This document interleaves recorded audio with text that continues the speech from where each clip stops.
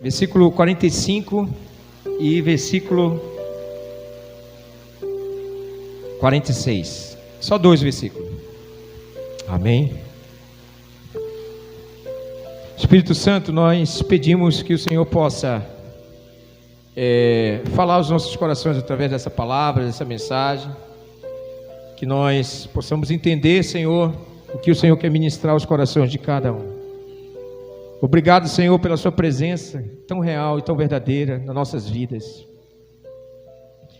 Abra, Senhor, suas escrituras, que elas sejam tão atraentes como na primeira vez, quando nós começamos a conhecer as palavras da Bíblia, Senhor.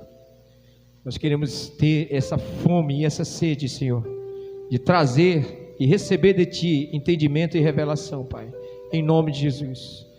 Protege a mente dos irmãos, protege o coração e a mente de cada irmão, que eles venham entender, Senhor, o que o Senhor quer ministrar nessa noite, todos nós, em nome de Jesus, amém. Então, a versão King James diz assim: mais tarde, entrando no templo, começou a expulsar os que ali estavam negociando, e repreendendo-os, disse: está escrito, a minha casa será chamada casa de oração, porém vós a transformastes num covil de estelionatário. Diz assim, no covil de lobos, né? Outras versões. Essa versão que eu estou lendo aqui é a King James, né? Vamos lá. Volta 45 aí, irmãos, essa versão. Então ele entrou no templo e começou a expulsar os que estavam vendendo. E o versículo 46 diz: disse-lhes, está escrito, a minha casa será casa de oração, mas vós fizeram delas um covil de ladrões. Amém?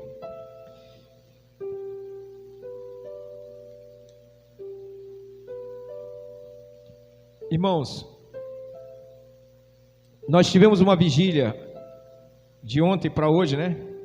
Sábado para domingo, e foi tremenda. Pena que faltaram muitos irmãos, né? Alguns irmãos não puderam vir, e foi demais, irmãos. A gente nem percebeu as coisas indo, né? O horário indo, a gente nem percebeu isso, irmão. Tira aqui. Quando você está em um ambiente de oração, numa casa de oração, você nem percebe o horário, né? A gente cantou aqui aproximadamente uns 4 ou 5 hinos, não foi cânticos aqui? A gente nem percebeu o horário, parece que foi embora o horário, né? Por quê, irmãos? Porque a oração é um ambiente de comunhão, de relacionamento. E aqui, Jesus está dizendo que a casa dele é chamada casa de oração. Em 2 Crônicas 7,14 diz assim: se o meu povo, que se chama pelo meu nome, se humilhar e orar, e me buscar, e se converter dos seus maus caminhos, então eu ouvirei do céu, perdoarei os seus pecados e sararei a sua terra. Mas os versículos anteriores diz que ali, irmão, para aquele lugar convergeria todas as pessoas e todas as famílias, todos os povos, né? Porque ali Deus tinha ordenado a sua bênção e a sua presença. Mas o que é casa de oração? Qual é o contexto que a gente vê e entende aqui, esse contexto do que estava acontecendo aqui? Jesus estava entrando, né? Entrando em Jerusalém, e toda a visão das pessoas equivocadas era que não, agora ele vai entrar, ele vai resolver o problema contra o Império Romano, agora nós vamos ser libertos. E quando ele entra em Jerusalém, né? Que dizem Hosana, Hosana, ao que vem antes, Hosana, Hosana, que vem ao nome do Senhor. Talvez a visão seria, não, agora ele vai lá junto ao imperador, né? Destronar esse imperador e vai começar a reinar aqui à força. Mas não, irmãos, ele foi, ao invés dele ir para um lugar de poder, ele foi para uma casa, e a casa de oração. E o que estava acontecendo ali no templo do Senhor? Estava havendo uma coisa chamada negociação. Irmãos, era um movimento muito grande. Por quê? Naquela época, irmãos, vinham muitos judeus de muitos lugares, né? Acampavam ao redor, né? Nas festas principalmente, acampavam ao redor, e havia uma comercialização muito grande ali. E Roma tinha interesse nessa questão, porque havia um imposto sobre o templo. Lembra aquele imposto que o Pedro falou lá, o Senhor falou para Pedro, né? O teu mestre paga imposto, porque ele se tratava na questão também do imposto sobre o templo. Então havia muita comercialização. E por essa comercialização, o que a gente percebe? O Senhor virou as mesas. Antes ele vai e vira as mesas, ele vira totalmente as mesas, e ele fala que não façam da minha casa uma casa de salteadores, de ladrão, não façam da minha casa uma casa de enganadores.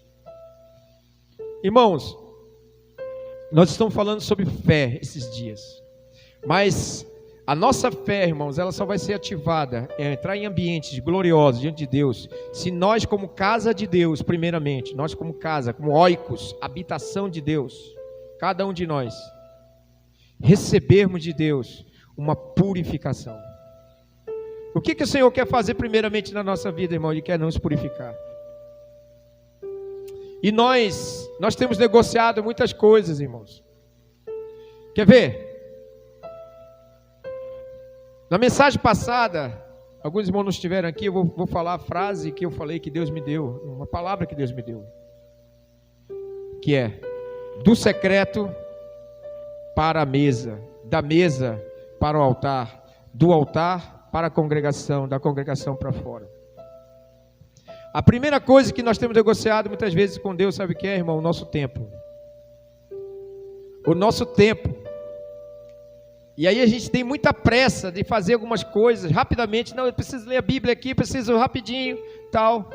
E é rápido para as coisas de Deus, e às vezes não gasta um tempo, consagrar um tempo diante do Senhor. Então essa purificação do templo é a purificação da nossa vida primeiro.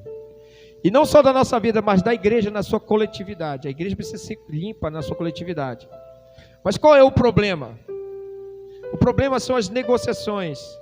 E toda vez que nós entramos num ambiente de negociação, nós começamos a ter uma coisa chamada concessões.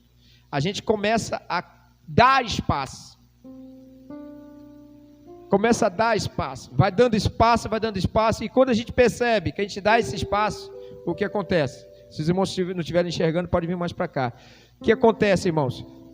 Vamos concedendo coisas. Vamos dando, vamos concedendo, vamos caindo num ambiente de esfriamento espiritual.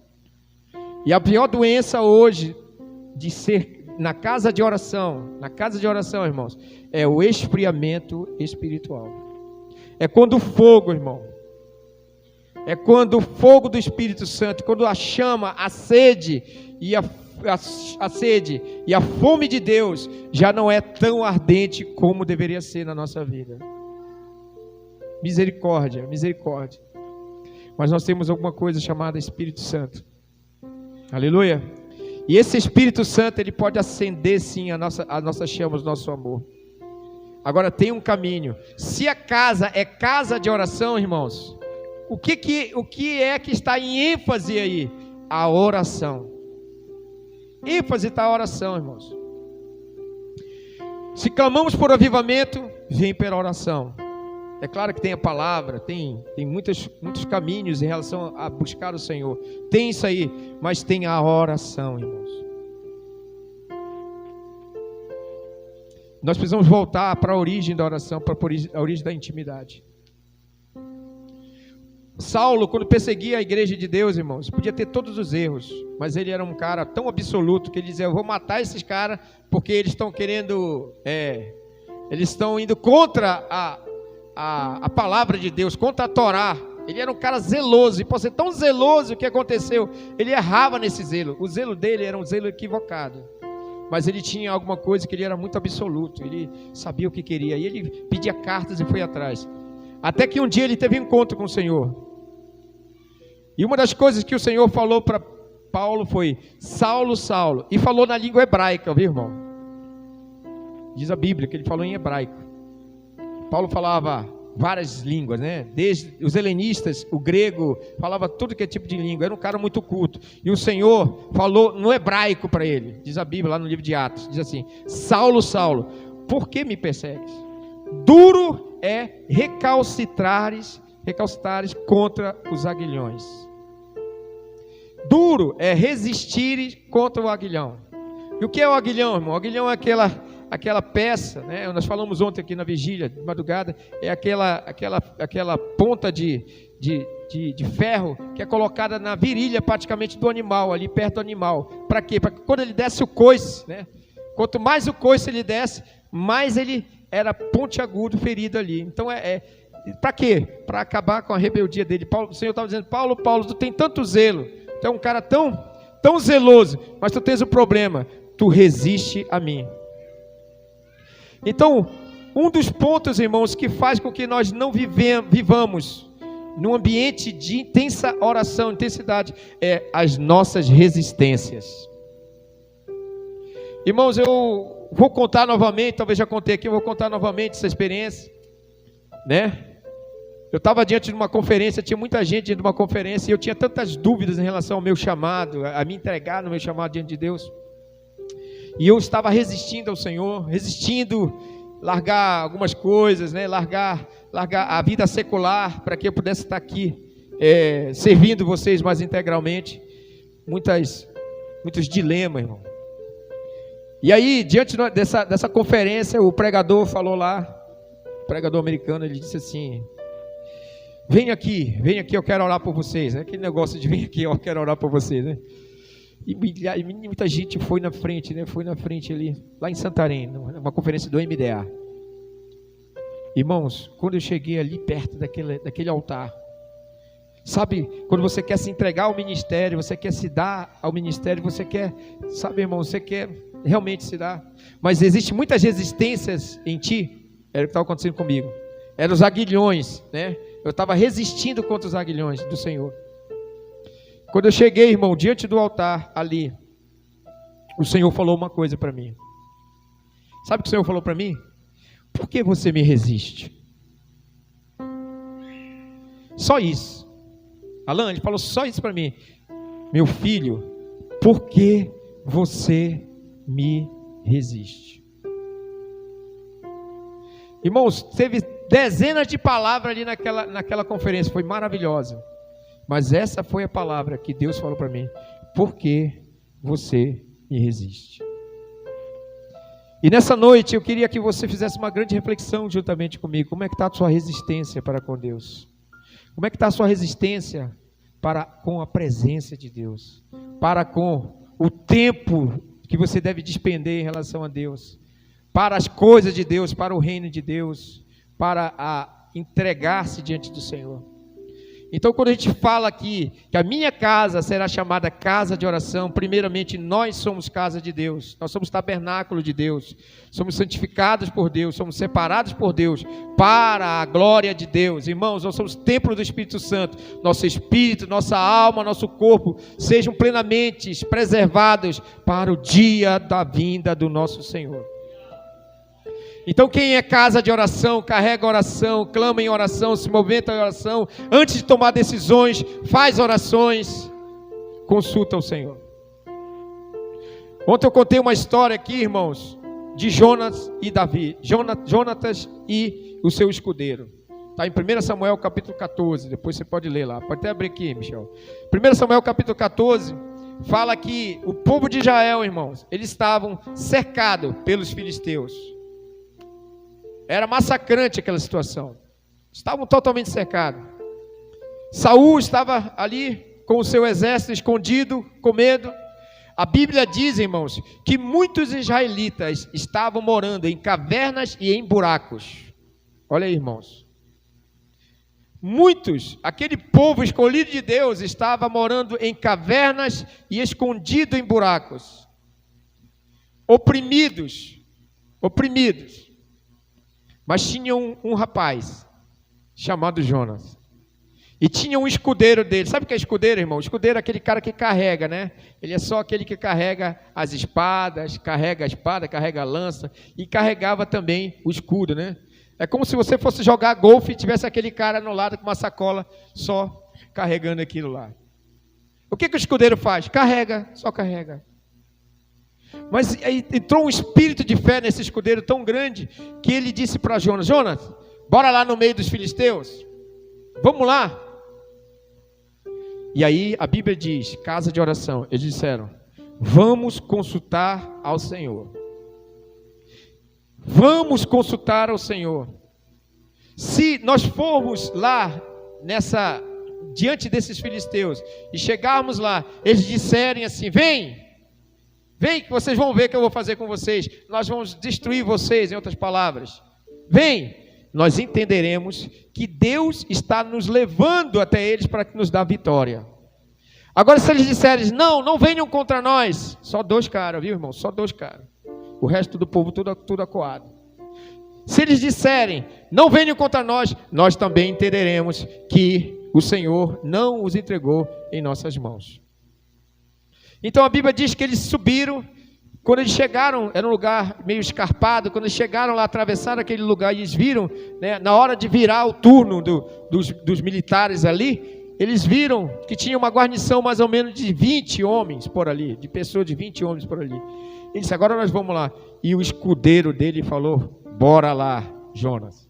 Se encheu de fé, bora lá, porque Deus nos entregou nas suas mãos. Quando eles disseram, olha, venham, que vocês vão ver o que nós vamos fazer com vocês, nós vamos comer a carne de vocês vivos, em outras palavras. E eles foram. E a Bíblia diz que o escudeiro dele, eles subiram como de gatinha, né? Ali, de cócoras. E eles começaram a matar os filisteus. E a Bíblia diz que naquele dia, irmãos, eles mataram 20 homens. 20 homens. E a Bíblia diz que também a terra tremeu. Irmão, a terra tremeu ali, houve um terremoto de Deus. Está escrito aí, a terra tremeu.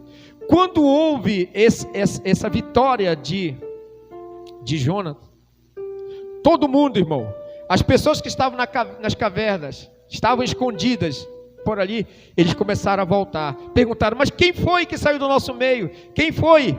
Quem é que estava no nosso meio e que fez tão grande alvoroço ali? Os caras que consultaram a Deus. Os caras que oraram a Deus. E aí o Saul mandou contar entre eles. Vejam lá, faça o cálculo. Quem é dos homens, dos nossos militares que saíram aqui para guerrear contra esses filisteus? E aí disseram, não, foi teu filho, Saul. Foi ele que saiu.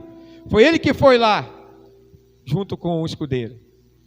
Irmãos, mas o ponto não é só isso que eu quero falar. O ponto, nesse texto, 1 Samuel, capítulo 14, que você deve ler na sua casa, a Bíblia diz que existia no meio dos filisteus, alguns israelitas vestidos de filisteus e que estavam guerreando contra Israel. O que é isso, irmãos? Pessoas que estavam sem identidade, pessoas que tinham perdido a sua identidade, tinham passado para o lado do inimigo, que agora, aqui o texto, ó, alguns hebreus que antes estavam do lado dos filisteus e que com eles tinham ido ao acampamento filisteu, passaram para o lado dos israelitas que estavam com Saul e Jonatas. Já pensou, irmão?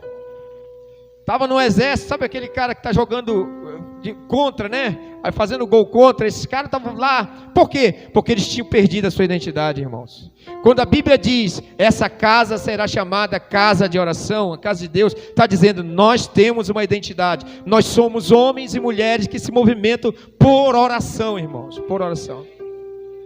Por oração. E quando a gente se movimentar muito em oração, sabe o que vai acontecer? A terra treme, irmão. O coração dos homens vou começar a entender o que Deus quer, o nosso coração, a nossa vida. E Deus começa a agir com uma coisa chamada extraordinário, sobrenatural. Existe um sobrenatural, existe um ambiente no sobrenatural. E Deus entregou para a sua igreja. E se essa casa é uma casa de oração, irmãos, nós precisamos de o quê? Parar de negociar.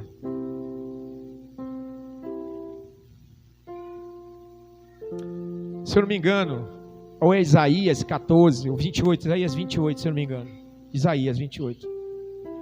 Sabe aquele texto que explica, que fala sobre a questão da queda de Satanás, né? Que ele diz a queda, Ezequiel, parece que é 14, alguma coisa assim, não me lembro agora. E aí ele vai dizendo, né, que tu eras como querubins ungido ali e tal, ele vai contando as histórias. E tem uma hora que ele vai falando, ele diz assim, que tu estavas entre as pedras afogueadas, ele diz assim, e estavas dentre os teus comércios. O que é isso, irmãos? Comércio. Esse comércio, a palavra comércio no hebraico significa malícia. Malícia. Comércio, não estou dizendo que a gente não tem que ter comércio, tá, irmão? Nem que precisa ver todo, não. Mas é malícia, entendeu? Malícia. Né? O comerciante tem que ter o jogo de cintura, beleza. Mas, irmãos, essa era uma característica da malícia, né? Por quê? Porque isso é os seus comércios, né? Os seus comércios, está falando dos seus comércios.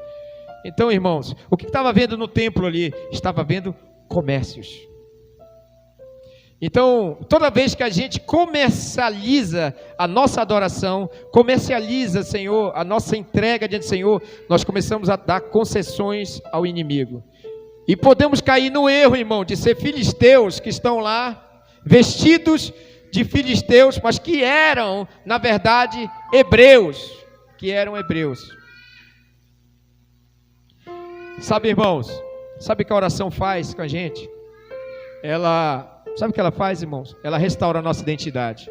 Quando esses caras venceram e se espalhou a vitória lá, nesse texto todo se espalhou a vitória, saíram, foram voltando e houve uma vitória diante de Deus, o que aconteceu, irmãos? Né? No texto anterior, a identidade deles foi restaurada. A nossa identidade é restaurada. Bora ver aqui. Por meio do seu amplo comércio, você encheu-se de violência e pecou. Por isso eu o lancei humilhado para longe dos montes de Deus. E o expulsei, ó querubim guardião. É 28. Do meio das pedras fulgurantes. Afogueadas, ou fulgurantes. Então essa palavra comércio aqui, irmão, significa negociação. Aí eu estou trazendo para o texto lá de Lucas capítulo 19. O que estava vendo ali? Negociação. Então, irmãos, e o que Deus falou comigo, irmãos, na minha experiência de chamado foi isso. Por que você resiste? Por que você resiste? Porque, irmãos, as nossas resistências, elas não trazem um nível de quebrantamento diante de Deus. Nós começamos a ter um coração duro. Nós já não choramos como deveríamos chorar. A gente já não tem aquele gás, aquela alegria que a gente deveria ter de entregar, sabe, irmão, de servir o Senhor. Então é tempo de restauração. Nessa casa de oração é tempo de restauração, irmão. Muita restauração. Amém. Lembro-me, irmãos, a Igreja Bapai vai fazer 3 anos de ministério praticamente nesse prédio, irmãos. Nós passamos praticamente quase 2 anos orando em casa, nos escondendo diante do Senhor. E dentre umas experiências que nós tivemos, eu digo que foi nos momentos mais difíceis da nossa vida, porque enfrentávamos uma grande dificuldade de enfermidade, que não é fácil, irmão, você enfrentar uma enfermidade.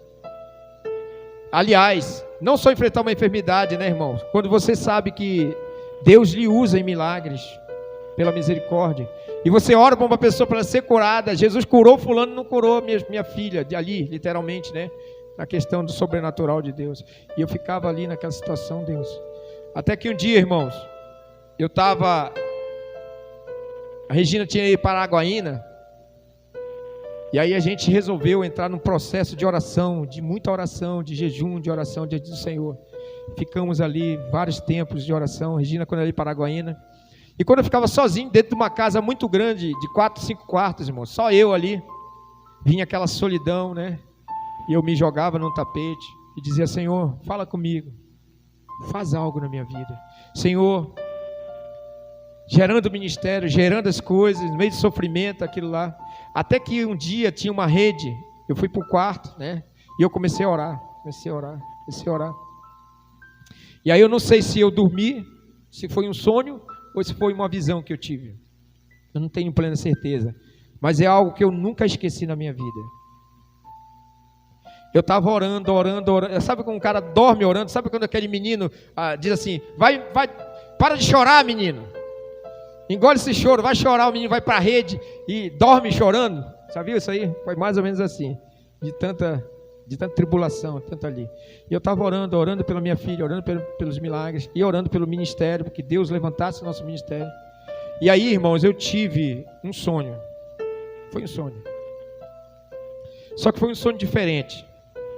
Eu estava na rede, eu me via nessa rede lá. Eu me via, irmãos. De repente o quarto todinho, ele ficava tomado de uma nuvem branca, espessa, uma nuvem muito grande. Todo o quarto, uma nuvem muito grande. Entrava aquela nuvem, ficava. E aí eu começava a subir. Eu subia nesse quarto, eu começava a subir. E aí eu olhava, né? Você já viu aquele astronauta na NASA, mais ou menos? O cara vai levitando, vai subindo. E ia subindo, subindo. E aí, irmão, veio uma presença tão grande do Senhor. Uma alegria tão grande assim. Sabe? Uma restauração de alegria, de ânimo, assim, de prazer diante do Senhor. De conforto diante de Deus, da glória de Deus. Eu vi ali, irmão, que era a glória de Deus, que eu estava num ambiente de glória. Por isso que eu estou falando de casa de oração. Num ambiente de glória, eu fiquei flutuando. Aí de repente eu já comecei a brincar na nuvem. Eu vou brincar aqui, eu vou para cá, vou para lá, virava ali. E eu fiquei assim, né? De um lado eu via a parte da porta. De repente passou uma pessoa. Eu via uma pessoa passando, bem na questão da porta. E essa pessoa passava, ela tinha um livro preto na mão, grande. Era uma Bíblia. Uma Bíblia muito grande. Ela passava. Quando ela passava, que eu reconhecia ela e que eu via que era o meu irmão, Marinho Júnior, eu via ele. Quando eu falava, Júnior, o que você está fazendo? Ele não falava nada para mim. Ele voltava, entrava no quarto, eu descia, começava a descer. E aí ele pegava uma Bíblia muito grande e me entregava essa Bíblia. Uma Bíblia enorme, irmãos, desse tamanho. Sabe aquela Bíblia grossa? Enorme. E ele olhava para mim e dizia assim, abre a Bíblia. Quando eu abri a Bíblia, irmão, esse foi um dos sonhos mais impressionantes da minha vida, irmão.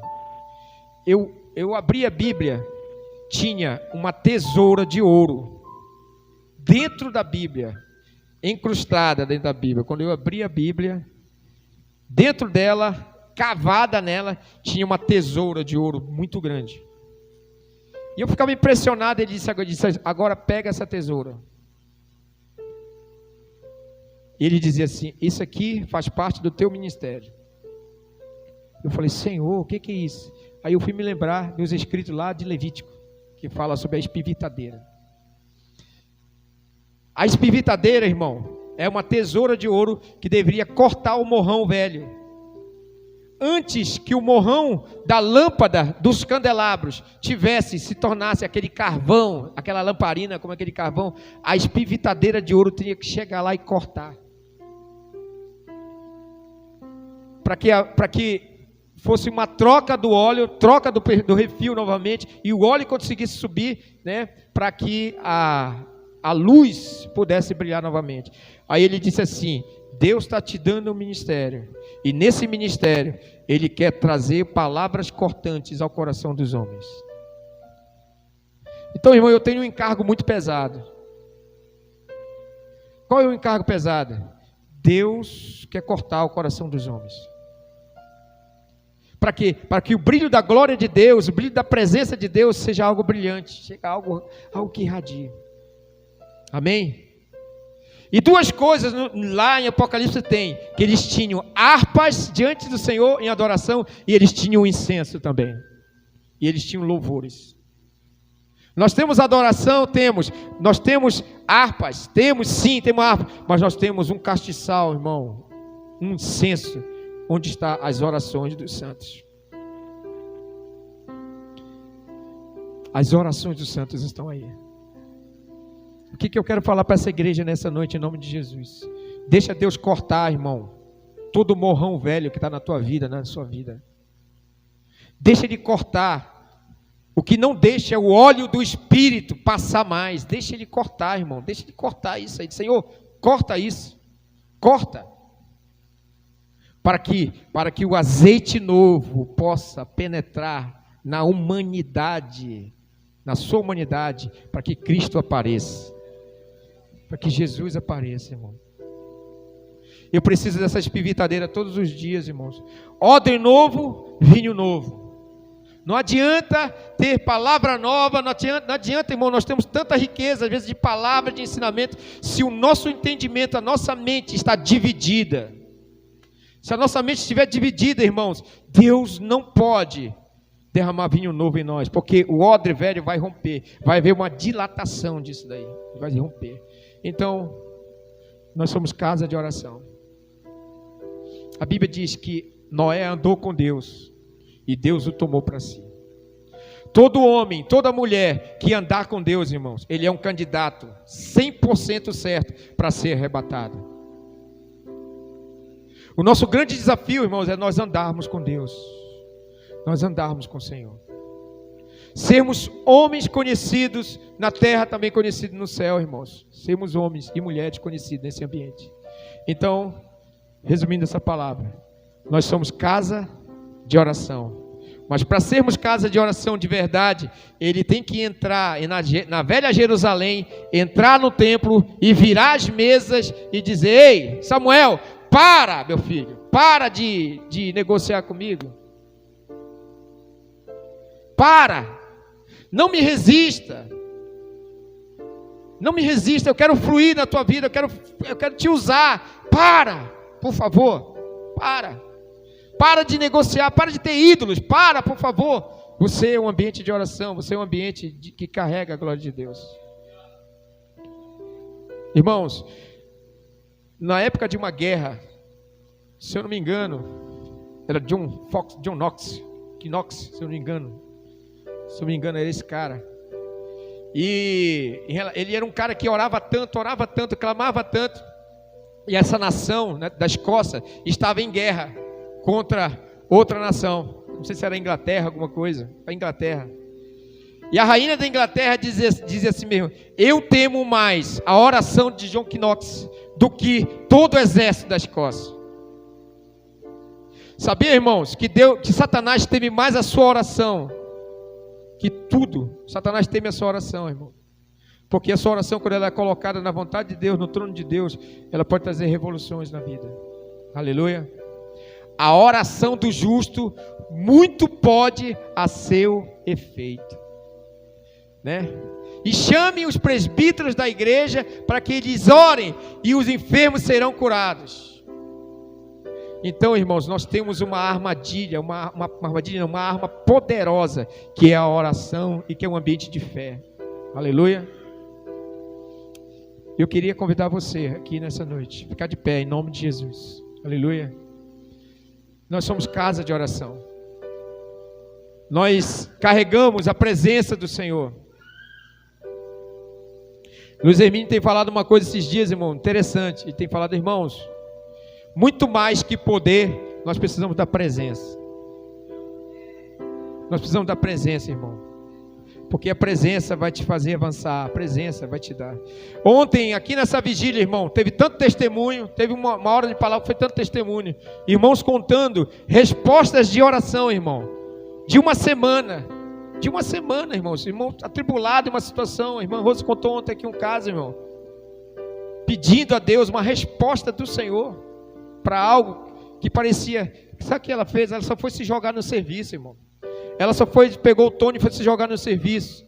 Foi se jogar ali na cozinha solidária. Foi entregar a sua adoração. Foi entregar o seu serviço ao Senhor. Então, eu não tô nem aí. Ela precisava pagar o carro dela, irmão. Estava lá, 1.600 e poucos reais. E não tinha nem um centavo. Atribulada. E ela disse: pastor, eu vou orar. Pastor, eu vou orar. Vou orar. E Deus deu exatamente 1.600 e tanto, certinho para ela, para poder pagar o selo do carro dela. Sabe, irmão, a oração não é só o último recurso, primeiro e último recurso. A oração é todo recurso. A oração é todo recurso de Deus. Eu digo que a oração, irmãos, é onde o teu braço não vai, nem a tua voz chega. A oração vai e chega. Onde o teu braço não vai e a tua voz não consegue ser audível, a oração vai, ela faz, ela entra em lugares. A oração traz livramento, traz resposta e traz livramento. Amém? Então o que é ser casa de oração? É ser um homem e uma mulher que ora. Mas que ora, não somente ora, irmão, mas que ora segundo a vontade de Deus. Uma das coisas que Jesus, irmãos, pediu, que os discípulos pediram para Jesus, disseram: Senhor, me ensina teologia. Nada contra teologia, gosto de teologia. Senhor, me ensina a ser um excelente carpinteiro. Senhor, me ensina como tu curas os homens. Senhor, me ensina como é que tu fala bonito as tuas palavras e consegue convencer as pessoas. Não, ele disse: ensina-me a orar, ensina-nos a orar, Senhor, ensina-nos a orar. Então tem algo que a gente precisa aprender a vida toda nós, é orar. Orar, orar, orar e orar e orar, cada vez mais orar. Amém? A minha casa será chamada casa de oração. Existe muito texto no Antigo Testamento que fala sobre isso, mas aqui o Senhor está dizendo: vocês são casa de oração. Vocês não se movem sem oração. Vocês não devem se mover sem que consultem a mim para que eu faça e execute algo nesses tempos, irmãos. Amém? Pegue no lado do seu irmão, na mão do seu irmão agora, em nome de Jesus. Pegue aí. Amém? Vamos orar junto. Aleluia. Senhor, queremos colocar essa igreja diante de Ti, Pai. Queremos colocar essa casa. Ore pelo seu irmão do lado, em nome de Jesus. Pai, em nome de Jesus. Pai, queremos aprender de Ti que é manso e humilde de coração, mas também queremos aprender, Senhor, a entrar nesse ambiente do secreto, Senhor, entender o que é ser uma casa de oração. Em nome de Jesus. Senhor, todas as minhas respostas estão no ambiente de oração. Todas as minhas soluções estão sobre Ti, Senhor. Em nome de Jesus, derrama, Senhor, nessa casa. Derrama nos casamentos aqui, Senhor. Derrama, Senhor, nos homens e mulheres de negócio dessa casa. Senhor, antes de tudo, Senhor, consultar a Ti. Dizer: Senhor, eu quero consultar a Ti. Antes de um relacionamento, antes de tomadas de decisões importantes ou não, Senhor, entrar no ambiente de oração. Senhor, em nome de Jesus, leva essa igreja, Senhor, para um ambiente de secreto, de intimidade. Corta, Senhor, o que é velho. Corta, Senhor, o morrão velho. E faz, Senhor, brilhar, Senhor, o fogo do Espírito Santo nas nossas vidas, Senhor. Senhor, pega a sua tesoura, Senhor, de ouro, divina, Senhor, da tua natureza divina, Senhor. Começa a cortar, Senhor, dentro de nós, coisas que fizeram nós negociarmos contigo, Senhor. Senhor, nós somos tão impuros, Senhor. Nós ainda negociamos tantas coisas, negociamos nosso tempo, Senhor. Senhor, negociamos a nossa energia, negociamos muitas coisas, Senhor. Mas, Senhor, nessa noite, renova, Senhor, o espírito de oração. Sim, que a terra trema, Senhor. Sim, que os homens entendam, Senhor, que Deus quer levantar um ambiente de oração que possa tocar em pessoas e curar as pessoas. Nós queremos liberar sobre essa casa, Senhor, sobre famílias dessa casa, Senhor, em nome de Jesus. Ensina-nos a orar, Senhor. Ensina-nos a orar, Senhor. Ensina-nos a depender de Ti. Ensina-nos a nos esconder em Ti, Senhor. Que na nossa casa tenha um lugar, um ambiente, Senhor, consagrado também a Ti, Senhor. Sim, Senhor. Separemos. Senhor, nós somos acostumados a separar escritório. Separamos, Senhor, lugar para estudar. Separamos tantas coisas. E não separamos, às vezes, Senhor, um lugar, Senhor, onde nós podemos colocar os nossos joelhos, Senhor, nos humilhar diante de Ti. Senhor, renova as nossas vidas, Senhor. Renova, Senhor. Renova o nosso amor pela Sua face, Senhor. Renova, Senhor. Renova o nosso amor pela Sua presença. Quando nós nos desperdiçamos ali, Senhor. Quando nós só queremos ouvir a Sua voz. Em nome de Jesus. Coloca a mão no seu coração comigo, irmão. Em nome de Jesus. Pai, eu recebo, Senhor. Eu recebo, Senhor, um reavivamento de oração nessa casa, em nome de Jesus. Eu recebo, Pai, em nome de Jesus. Aleluia, glória a Deus. Vamos cantar, irmãos, um cântico que diz assim: renova-me, Senhor, já não quero ser igual porque tudo que há dentro de mim necessita ser mudado, Senhor. Como nós encerramos ontem a vigília com louvor, vamos falar isso para o Senhor, amém? Eu creio que o Senhor derramou algo novo sobre nós, amém? Vamos cantar a capela mesmo, que ninguém ensaiou esse louvor, né? Foi? Esse? Saiu esse?